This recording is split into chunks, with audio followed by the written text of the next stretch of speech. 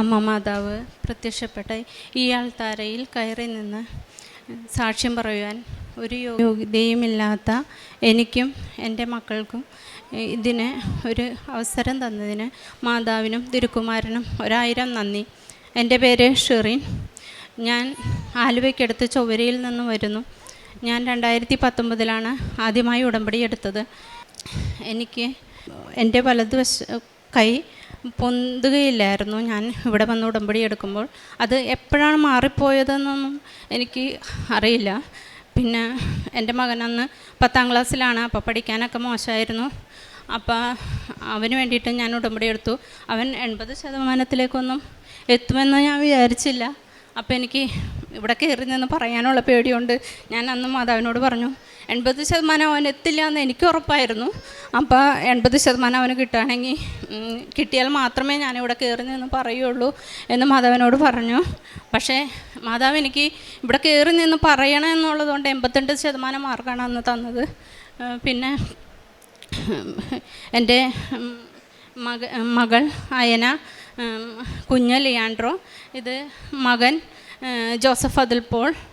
എൻ്റെ മോൻ വിളിക്കുകയാണ്, അമ്മ എനിക്ക് പെട്ടെന്ന് എന്താണാവോ കാലിനും കൈക്കും എന്തോ ഒരു വിഷമം പോലെ, എനിക്കിങ്ങനെ എന്തോ കുഴച്ചിൽ പോലെ വരണം. അപ്പോൾ ഞാൻ പറഞ്ഞു ചിലപ്പോൾ അപ്പോൾ ആ 2 ദിവസം അവന് ഇത്തിരി വർക്ക് ഉണ്ടായിരുന്നു, ഇലക്ട്രിക്കിൻ്റെ വർക്ക്. അവൻ ഇത് അപ്രൻറ്റീഷിപ്പിന് കയറിയൊക്കെ ആയിരുന്നു. അതും മാതാവിൻ്റെ അനുഗ്രഹം കൊണ്ട് ജമാല റാലിക്ക് കിട്ടിയതാണ്. അതും എറണാകുളത്ത് തന്നെ കിട്ടി. മോളും എറണാകുളത്ത് ലക്ഷ്മി ഹോസ്പിറ്റലായിരുന്നു. അപ്പോൾ ഈ 4 മാസത്തോളം മോനാണ് ഭക്ഷണങ്ങൾ, എൻ്റെ അമ്മയുടെ അനിയത്തിരി വീട് അവിടെയുണ്ട്, അവിടെ നിന്ന് എടുത്ത് ഹോസ്പിറ്റലിൽ കൊണ്ട് തന്നിട്ടാണ് അവൻ ജോലിക്ക് പോയിക്കൊണ്ടിരുന്നത്. അങ്ങനെയുള്ളൊരു മോനാണ്. അപ്പോൾ തലേദിവസം ഇങ്ങനെ പറഞ്ഞു കഴിഞ്ഞപ്പോൾ ഞാൻ പറഞ്ഞു ചിലപ്പോൾ അതിൻ്റെ ആയിരിക്കും നീ എന്ന കാലത്ത്. അപ്പം അളിയൻ കൊച്ച് പറഞ്ഞ് അവനെ വന്ന് കൊണ്ടുവരാമെന്ന് പറഞ്ഞപ്പോൾ പറഞ്ഞു വേണ്ട, ഞാൻ രാവിലെ വരാമെന്ന് പറഞ്ഞ് രാവിലെ വന്ന് കഴിഞ്ഞ് ഹോസ്പിറ്റൽ അവിടെ അന്ന് ജനറൽ ഹോസ്പിറ്റലിൽ കാണിക്കും. ഇവിടെ ആവുമ്പോൾ പിന്നെ എല്ലാം കഴിഞ്ഞ് വരുമ്പോഴത്തേനും പോവാൻ നേരം വൈകുമല്ലോ, കുറേ നാളായല്ലോ ഇവിടെ കിടക്കണത്. അപ്പം ജനറലിൽ കാണിച്ചിട്ട് നമുക്ക് വേഗം പോകാമെന്ന് വിചാരിച്ചു. ജനറൽ ഹോസ്പിറ്റലിൽ കാണിച്ചു.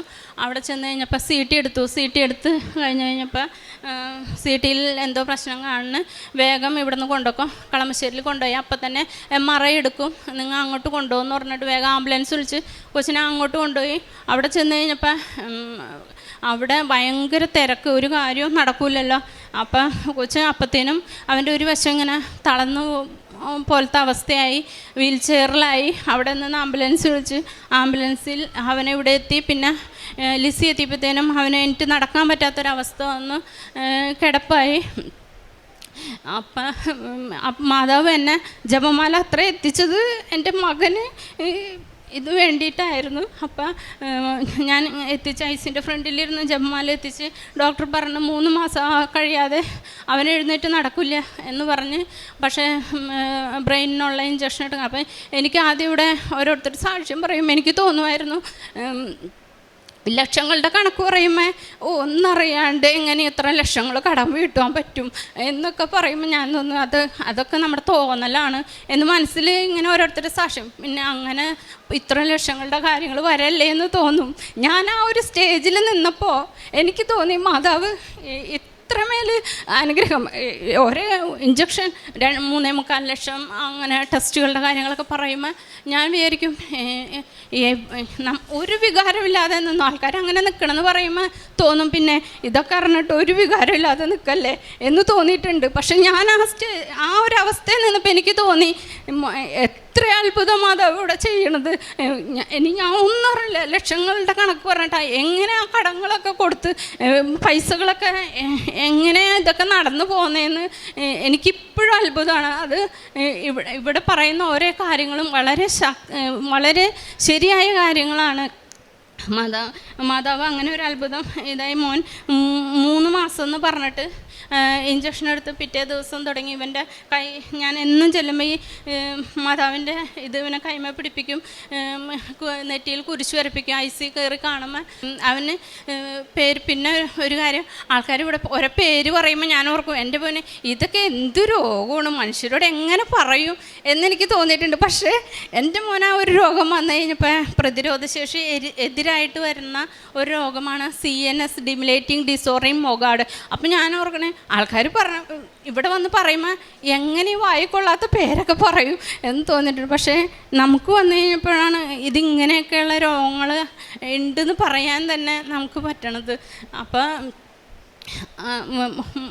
പിറ്റേ ദിവസം ഇത് കഴിഞ്ഞ് കഴിഞ്ഞപ്പോൾ ഡോക്ടർ എന്നോട് പറഞ്ഞു അവൻ്റെ വിരലിലൊന്ന് പിടിക്കാൻ പറഞ്ഞു. പക്ഷെ അവൻ്റെ വിരലിൽ പിടിച്ച് മാതാവിൻ്റെ കാശുരൂപം കൂട്ടിയാണ് പിടിച്ചത്. പെട്ടെന്ന് അവൻ വളരെ ശക്തമായിട്ട് എൻ്റെ കൈമേ പിടിക്കുകയും 3 മാസം എന്ന് പറഞ്ഞത് 3 ആഴ്ച കൊണ്ട്, അത് അവിടെ കിടക്കണം എന്ന് പറഞ്ഞാൽ 8-ാം ദിവസം വീട്ടിലോട്ട് 1 മാസം അവിടെ കിടന്ന് അവന് ഫിസിയോ ചെയ്യണം എന്ന് പറഞ്ഞിട്ട് 1 ദിവസം പോലും അവിടെ കിടത്താതെ വീട്ടിൽ വന്ന ഒരാഴ്ച ഫിസിയോതെറാപ്പി ചെയ്ത് പിന്നെ പിറ്റേ ആഴ്ച 3-ാമത്തെ ആഴ്ച ഡോക്ടറെ കാണാൻ ചെന്ന് കഴിഞ്ഞപ്പോൾ ഡോക്ടർ തന്നെ ഇപ്പോൾ നടന്ന് ചെല്ലണം കണ്ടപ്പോൾ ഡോക്ടർക്ക് അതിശയം. ഇവൻ്റെ പെരുവിരലിൽ പോലും നടത്തി നോക്കി. കാരണം ആ വിരലിൽ നടക്കാൻ നമുക്ക് അത്രയും ഇതുണ്ടെങ്കിലല്ലേ സാധിക്കുള്ളൂ. പെരുവിരലിൽ നടത്തി നോക്കിയപ്പോൾ ഇവൻ നടന്നു. എൻ്റെ മോന് മാതാവ് അങ്ങനെ 3 മാസത്തിൽ എനിക്ക് നടക്കുമെന്ന് പറഞ്ഞത് 3 ആഴ്ചയ്ക്കുള്ളിൽ അവൻ എനിക്ക് നടന്നു.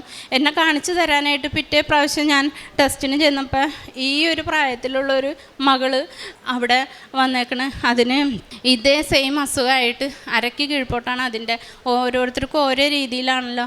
അപ്പം അങ്ങനെ ആ കൊച്ച് എനിക്ക് നടക്കാതെ ഇങ്ങനെ ഇരുന്ന് പെട്ടെന്ന് എല്ലാവരും കൂടി അതിൻ്റെ കഷത്ത് കൈയിട്ടുണ്ടും ഡോക്ടറെ അടുത്ത് കൊണ്ടുപോയപ്പോൾ ഞാൻ ചോദിച്ചു എന്ത് പറ്റിയതാ മോൾക്ക് ഇന്ന അസുഖമാണോ?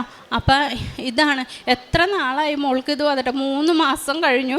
3 മാസം കഴിഞ്ഞ് ആ കുഞ്ഞിന് ഇപ്പോഴും ആ ഒരു അവസ്ഥയിൽ നിന്ന് മാറി നടക്കാനായിട്ട് സാധിക്കണില്ല സ്വയം. അപ്പം എൻ്റെ മകനെ മാതാവ് അതിനേറെ സ്പർശിച്ചു. അതുകൊണ്ട് പെട്ടെന്ന് എൻ്റെ മകന് സൗഖ്യം തന്ന് മാതാവ് അനുഗ്രഹിച്ചു. അങ്ങനെ മാതാവ് തന്ന ഒരുപാട് കാര്യങ്ങൾ എനിക്കുണ്ട്. എനിക്കും നിരവധിയായ രോഗസൗഖ്യങ്ങളൊക്കെ തന്ന് മാതാവ് അനുഗ്രഹിച്ചിട്ടുണ്ട്.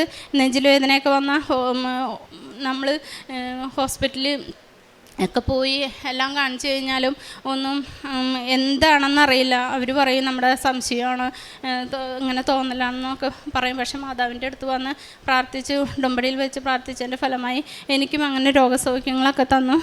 അങ്ങനെ എല്ലാം തന്നു. പിന്നെ പ്രേക്ഷിത പ്രവർത്തനം, പത്രം ആസ്പത്രികളിലും റോഡിലും പിന്നെ വീടുകളിലൊക്കെ കൊണ്ടുപോയി വിതരണം ചെയ്യാറുണ്ട്. പിന്നെ കാരുണ്യപ്രവൃത്തി ഞാൻ അങ്ങനെ മകന് വന്ന ഐസിൻ്റെ ഫ്രണ്ടിൽ ഇരുന്നപ്പോഴാണ് ഇതേപോലെ വേദനിക്കുന്ന ഒരുപാട് ആൾക്കാരുണ്ടെന്ന് നമുക്ക് മനസ്സിലാവണം.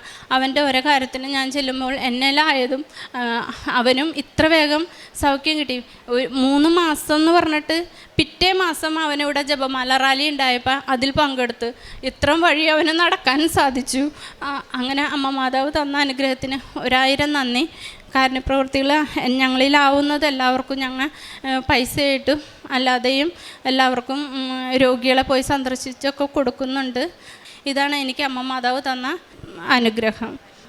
കുർബാനയിൽ ഈ 1 വർഷക്കാലം ഈ ആസ്പത്രിയൊക്കെ ഇങ്ങനെ കയറി ഇറങ്ങി നടന്ന് കുർബാനയിൽ യൂട്യൂബ് വഴി എന്നും കുർബാനയിലൊക്കെ കൂടുമായിരുന്നു. പിന്നെ കുമ്പസാരം ഇപ്പം വന്ന് കുമ്പസാരത്തിൽ ഉണ്ട്. ചിലപ്പോൾ മാസത്തിലൊരിക്കലായിരിക്കും, ചിലപ്പോൾ സാധിക്കുന്ന പോലെ 2 ആഴ്ച കൂടുമ്പോൾ കുമ്പസാരം ഉണ്ട്. പിന്നെ പ്രത്യക്ഷീകരണ പ്രാർത്ഥന എന്നും മുടങ്ങാതെ ചൊല്ലുന്നുണ്ട്, എല്ലാം ചെയ്യുന്നുണ്ട്. ഇതാണ് മാതാവ് തന്ന അനുഗ്രഹം. അങ്ങ് ഞങ്ങളോടൊത്ത് യാത്ര ചെയ്യുമെങ്കിൽ ഞാനും അങ്ങയുടെ ജനവും ഭൂമുഖത്തുള്ള എല്ലാ ജനതകളിൽ നിന്ന് വ്യത്യസ്തരായിരിക്കും. പുറപ്പാടിൻ്റെ പുസ്തകം 33-ാം അധ്യായം 16-ാം വചനമാണ്. ദൈവം കൂടെയുണ്ടെങ്കിൽ നമ്മൾ വ്യത്യസ്തരാണ്. ഇസ്രായേൽ ജനത വ്യത്യസ്തമാക്കിയത് അവരുടെ ശക്തിയോ സമ്പത്തോ അല്ല, മറിച്ച് ദൈവത്തിൻ്റെ സാന്നിധ്യമാണ്. ദൈവം ജനങ്ങളോട് വിശുദ്ധീകരണത്തിനും ശക്തീകരണത്തിനും ഉതകുന്ന 10 കൽപ്പനകളാണ് പഴയ നിയമത്തിൽ നാം കാണുന്നത്. പക്ഷെങ്കിൽ ഉടമ്പടി നിബന്ധനകൾ പാലിക്കുന്നത് വഴി നമ്മൾ പുതിയൊരു വാഗ്ദാന പേടകമാണ്. ഇസ്രായേൽ ജനത വാഗ്ദാന പേടകം വഴി യാത്രയിൽ ചുമല് വഹിച്ച് നടക്കുവാനാണ് അവരോട് പറഞ്ഞത്. ഇന്ന് നമ്മൾ ഓരോരുത്തരുമാണ് ഉടമ്പടി നിബന്ധനകൾ പാലിക്കുന്നതിലൂടെ പുതിയ വാഗ്ദാന പേടകമായി എല്ലാ ജനതകളിൽ നിന്നും വ്യത്യസ്തമായി നമ്മൾ ഇന്നത്തെ പുതിയ ഒരു ജനമായി നാം കഴിയുന്നത്. അങ്ങ് ഞങ്ങളോടൊത്ത് യാത്ര ചെയ്യുമെങ്കിൽ ഞാനും അങ്ങയുടെ ജനവും ഭൂമുഖത്തുള്ള എല്ലാവരും ഇന്ന് വ്യത്യസ്തമാക്കുമെന്ന് പറഞ്ഞത് ഒരു വലിയൊരു സാക്ഷ്യമാണ് ഷെറിൻ നമ്മളോട് ഷെയർ ചെയ്തത്. ദൈവം നമ്മുടെ കൂടെ ഉണ്ടെങ്കിൽ നമ്മുടെ ജീവിതയാത്രയിൽ എത്രയൊക്കെ പ്രതിസന്ധികളും പ്രതിബന്ധങ്ങളും ഉണ്ടായാലും ഒരുപക്ഷെ സാമ്പത്തിക ബുദ്ധിമുട്ടുകളാവാം, പ്രതിസന്ധികളാവുന്ന ജോലിയില്ലായ്മയാവാം, വിവാഹം കഴിഞ്ഞ് കുഞ്ഞുങ്ങളില്ലാത്താവാം, ഒരുപക്ഷെ വിവാഹത്തിന് ഒരു പങ്കാളി കിട്ടാത്താവാം, എന്ത് തന്നെ പ്രതിസന്ധി ആയാലും ഈ ദൈവം നമ്മുടെ കൂടെ ഉണ്ടെങ്കിൽ നമ്മുടെ ജീവിതയാത്രയിൽ നമ്മൾ മറ്റ് ജനങ്ങളിൽ നിന്ന് വ്യത്യസ്തരാക്കുന്നത് നമ്മുടെ ഉടമ്പടി ജീവിതമാണ്. ഉടമ്പടി ജീവിതം വിശ്വസ്തയോടെ വിശ്വാസത്തോടെ നമ്മൾ മുന്നോട്ട് നയിക്കുമ്പോൾ ഈശോയുടെ അമ്മയുടെ സാന്നിധ്യം നമ്മുടെ ജീവിതത്തിൽ നമുക്ക് മനസ്സിലാക്കാൻ സാധിക്കും. നമ്മുടെ ഓരോരുത്തരുടെ ജീവിതത്തിലും ഈശോയുടെ അമ്മയുടെ സാന്നിധ്യം കൂടുതൽ മനസ്സിലാക്കട്ടെ എന്ന് നമുക്ക് പ്രാർത്ഥിച്ചുകൊണ്ടും ഷെറിനും കുടുംബത്തിൽ ലഭിച്ച ഈ വലിയ അനുഗ്രഹങ്ങൾക്ക് നമുക്ക് കരങ്ങളടിച്ച് ദൈവത്തെ മഹത്വപ്പെടുത്താം. യേശുവേ നന്ദി, യേശുവേ സ്തുതി, ആവേ മരിയ. അത്യപൂർവ ദൈവാനുഭവങ്ങൾ ഇനി നിങ്ങൾക്കും സ്വന്തം. ഈ യൂട്യൂബ് ചാനൽ ഇതുവരെ സബ്സ്ക്രൈബ് ചെയ്തിട്ടില്ലെങ്കിൽ ഇപ്പോൾ തന്നെ സബ്സ്ക്രൈബ് ചെയ്യുക. ഈ വീഡിയോ ഇപ്പോൾ തന്നെ നിങ്ങളുടെ സുഹൃത്തുക്കൾക്ക് ഷെയർ ചെയ്തുകൊണ്ട് കർത്താവിൻ്റെ പ്രേക്ഷിതരാകുക.